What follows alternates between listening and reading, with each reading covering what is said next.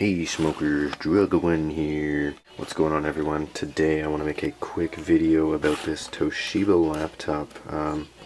Got this for free almost a year ago, and I'm selling it today just because I have no fucking use for something like this. But it was cool and I got it for free, and I actually completely disassembled the entire unit.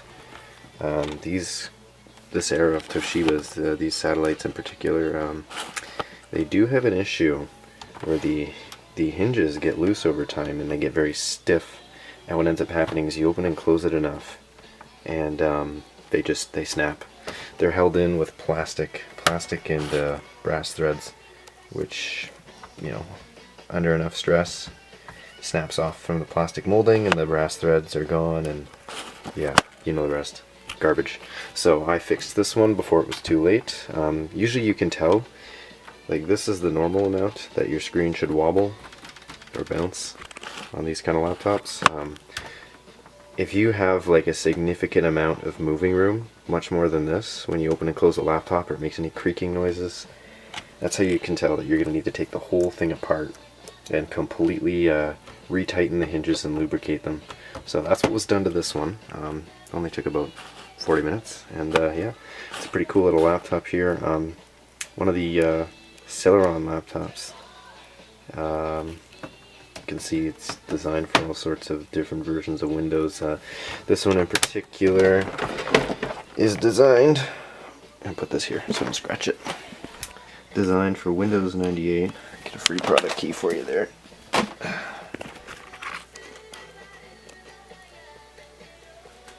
Free product key. Take it. So yeah, one of the caveats with this laptop when I got it was no battery. So pretty useless to me. I used to have a couple of these batteries just lying around. Didn't last too long, but it's still better than no battery, and threw those out. So yeah, not really useful to me. A couple of the things I should mention about this laptop.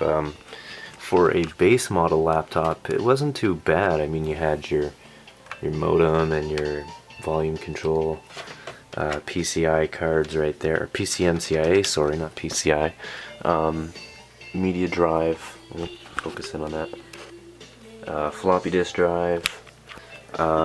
It's actually, it has an active matrix LCD. You know, it's very low resolution, but I think it's like 800 by 600. But still, it's an active matrix, I think TFT display. So for a base model unit, that was pretty good. Stereo speakers, true stereo, not those shitty ones you see in like laptops, like, you know, crappy compact laptops where there's one speaker and then a fake grill. If you look on the side here, you got some vents for airflow, a classic style power button. I forget what this is for. And then if we go to the back, usual assortment of all the other stuff. You have an S-video, completely useless. Serial port, I used this to program my HP Pro Curve switch, which I no longer use. VGA out, and then, what is that?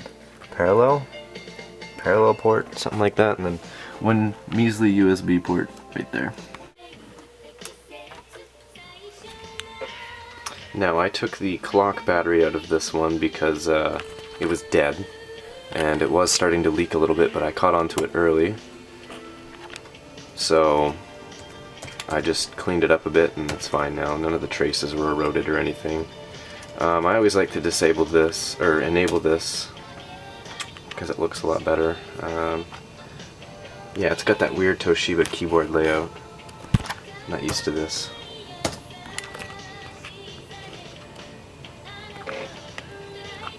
You can see we got Windows 98 2nd edition loaded on here. Nice sounding little hard drive.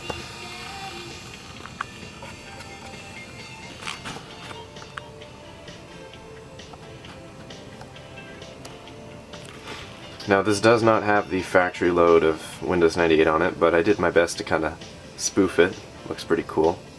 I can't remember where I got that picture from, but anyways. Yeah, once again, typical old-fashioned laptop. Has this I'm not sure why we're not getting any sound. Oh. Couldn't hear the glorious Windows 98 startup sound. I apologize. Anyways, little nub thing. These buttons, they feel great to use.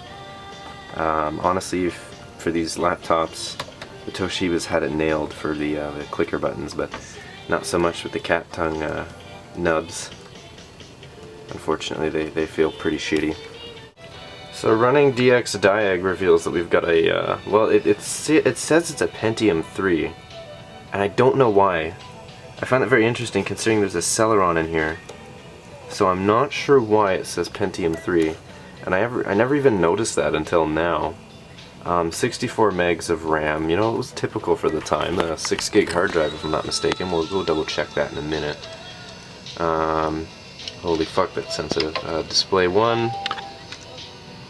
Oh, that's no good. Yeah, we have a Trident, you know, just typical crappy video cards these laptops, these base model laptops had. And I was right about the resolution. It's 800 by 600, 2.5 megabytes of video memory. You know, just really crappy, not good at all, but it was good enough for, you know, 2D graphics and stuff. Now, one of the reasons why I love these Toshiba laptops, not only because I love Toshiba laptops in general, you know, I really don't like PC, but Toshiba does PCs pretty well. It's just that even back in the day, their base model option gave you true stereo speakers. And you would find that on a lot of base model Windows 98 laptops, they couldn't even play the startup sound properly because it was a stereo file. Like, it's an actual stereo sound, if that makes any sense. So if you have mono speakers, you can't hear it properly, but you can find out here in a moment. It plays it just fine. I think the camera will be able to pick it up, but we'll find out.